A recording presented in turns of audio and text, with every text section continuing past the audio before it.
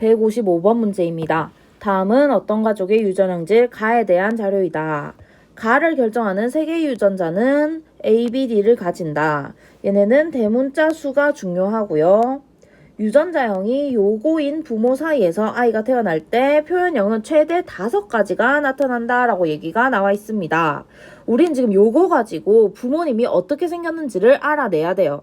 일단은 여기서 바로 볼게요. 자, 만약에 부모님이 지금 A랑 B랑 D가 각각 다른 유전자 위에, 다른 염색체 위에 존재한다 라고 가정을 해봅시다. A랑 B랑 D가 하나도 연관되어 있지 않고 모두 다 다른 염색체 위에 존재한다면 우리가 엄마한테서 받을 수 있는 대문자 경우의 수가 0개, 1개, 2개, 3개 받을 수 있겠죠. 대문자를 엄마한테.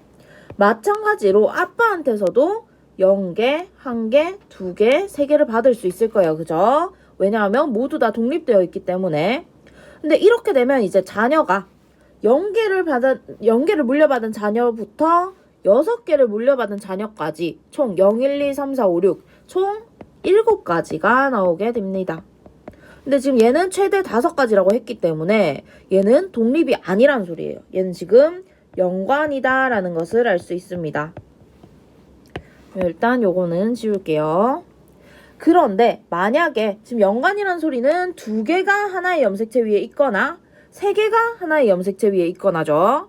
근데 만약에 3개가 다 하나의 염색체 위에 있다라고 가정을 하면 염색체가 엄마도 한 쌍, 아빠도 한 쌍 요렇게만 필요하겠죠. 뭐가 어디에 있는지 상관없이 어쨌든 한 쌍씩만 고려를 하면 돼요. 그쵸?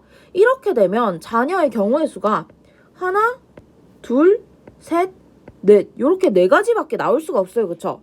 만약에 3가지가 다 하나의 염색체 위에 있다면 최대 4가지밖에 나오지 않을 것이다.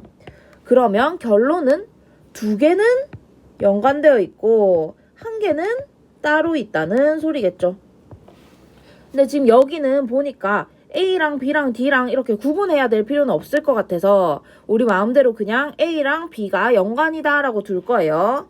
그래서 A랑 B랑 연관을 시켜보려면 지금 경우의 수가 2가지 나올 수 있습니다. 첫 번째 경우의 수는 라지 A랑 라지 B가 하나의 염색체 위에 존재하는 경우예요. 그럼 자연스럽게 스몰 A랑 스몰 B가 하나의 염색체 위에 존재하고 나머지에 이제 라지 D, 스몰 D가 따로 있겠죠. 이렇게 될 수 있는 경우의 수가 하나 있고 1번. 그 다음에 2번은 라지 A랑 스몰 B가 같이 있을 수도 있겠죠. 염색체 위에. 마찬가지로 자연스럽게 스몰 A랑 라지 B가 같이 있을 것이다. D는 떨어져서 있을 것이다. 이렇게 우리가 가정을 할 수가 있겠습니다. 그러면 부모님이 지금 각자 1번일 수도 있고 2번일 수도 있는 상황이에요. 예를 들어서 엄마 아빠가 둘 다 1번 상태일 수도 있는 거고 엄마는 뭐 1번이고 아빠는 2번이고 뭐 이렇게 생겼을 수도 있는 상황입니다. 그래서 우리가 모든 경우의 수를 다 해봐야 돼요. 자, 1번 경우의 수. 만약에 아빠도 1번 상태, 엄마도 1번 상태일 경우 우리가 해봅시다. 자, 아빠도 1번이고 엄마도 1번이다 라고 생각을 하면 지금 각각 여기서 물려받을 수 있는 그 대문자 개수만 한번 생각을 해볼게요. 지금 요 각 유전자에서 대문자가 2개, 0개, 1개, 0개 있기 때문에 한꺼번에 적을게요. 얘도 1개, 1개, 1개, 0개 이렇게 대문자가 있죠. 그러면 우리가 아빠한테서 물려받을 수 있는 경우의 수를 봅시다. 아빠한테 얘네 둘이를 물려받았다면 대문자는 3개가 되겠죠. 그럼 3개 나올 수 있고 그 다음에 라지 A, 라지 B랑 스몰 D를 받았다면 2개 나올 수 있고요.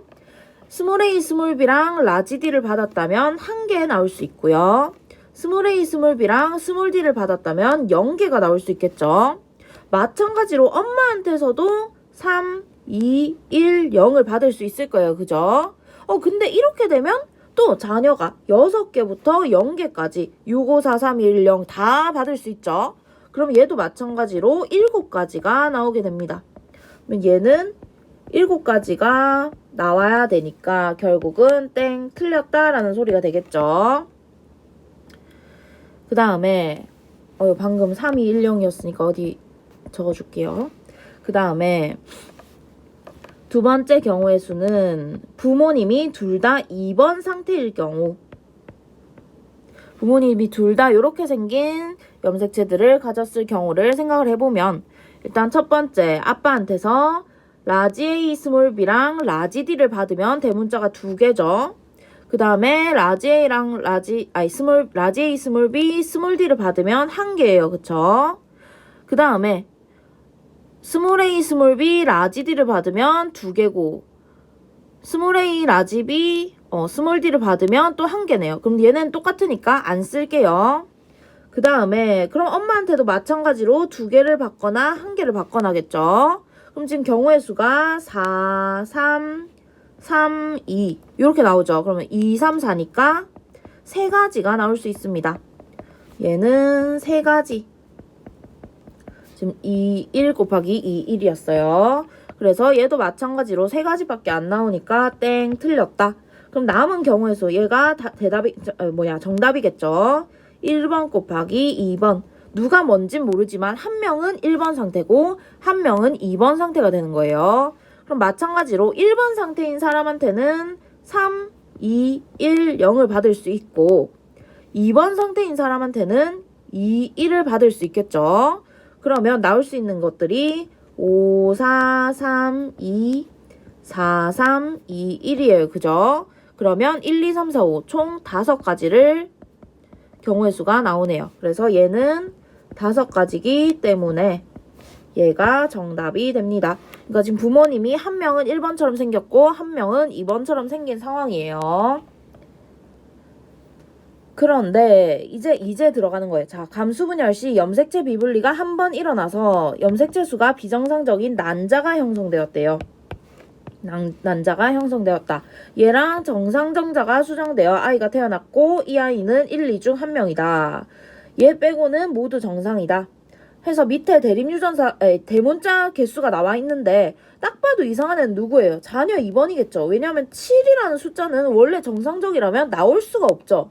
왜냐하면 AA, BB, DD 해서 6개가 최고인데 7이 나왔다는 것 자체가 얘는 비정상적인 애라는 소리예요. 그래서 얘가 지금 자녀 2번이 이 친구고, 그러면 7이 어떻게 나올 수 있는지를 우리가 생각을 한번 해봅시다. 자, 지금 나올 수 있는 최고치는 얼마였냐면 5가 최고였어요. 정상적으로 얘가 형성이 된다면, 정상적으로 수정란이 형성된다면 최고치가 5였는데 7이 되려면 대문자를 적어도 2개를 더 받아야 되는 거잖아요. 그쵸? 그런데 지금 비분리가 한 번밖에 안 일어났기 때문에 한 번에 2개를 더 얻을 수 있는 경우는 얘를 하나 더 들고 오는 거겠죠. 라지 A, 라지 B 묶인 이 친구를 한 개 더 들고 오는 거예요. 그러면 비분리는 1번에서 일어났겠다. 그럼 1번이 누구다? 엄마다. 엄마. 2번이 아빠.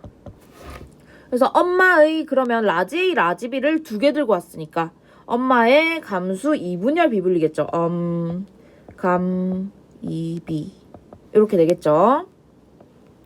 그래서 이렇게 받아와서 7개가 되었다. 기억! 가의 유전은 다인자 유전이다. 다인자 유전이랑 복대리 유전이랑 이제 구분할 수 있겠죠. 얘는 어쨌든 세 쌍이 있기 때문에 AA, BB, DD 세 쌍이 있기 때문에 다인자 유전에 해당합니다. 다음 아버지에게서 라지 A, 라지 B, 라지 D를 모두 갖는 정자. 자, 봅시다. 아버지는 라지 A랑 라지 B가 일단 따로 있어요. 그죠? 그럼 정상적으로 형성이 된다면 정자에는 같이 있을 수가 없겠죠. 그래서 형성될 수 없다.